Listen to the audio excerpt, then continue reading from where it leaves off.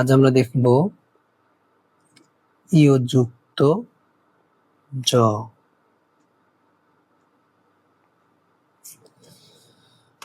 প্রথমে আমরা একটি ঘরকে দুই ভাগ করে নিব। এরপরে প্রথমে ইয় এর মাথাটুকু ইয় এর মাথা দিয়ে শুরু করব এবং জ এর প্রথম অংশ লিখব। এই মাথাটা এক ঘরের অর্ধেক পরিমাণ এসে এখান থেকে ভয়ের মতো করে নিয়ে আসবে। এখান থেকে শুরু করে এক ঘরের অর্ধেক পরিমাণ এসে ভয়ের মতো লিখলাম। ইও এর যে পিঠ, এখানে একটি হার্ট দিয়ে জয়ের বাকি অংশ লিখে দিব।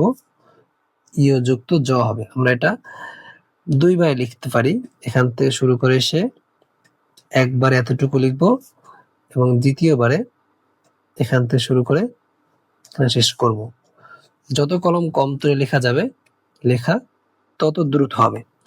তাই আমরা চেষ্টা করব যত সম্ভব কলম কম তুলে লেখার। এখান থেকে শুরু করলাম, এখানে আসবো একবারে, এখান থেকে শুরু করে এতটুকু করব দ্বিতীয়বারে।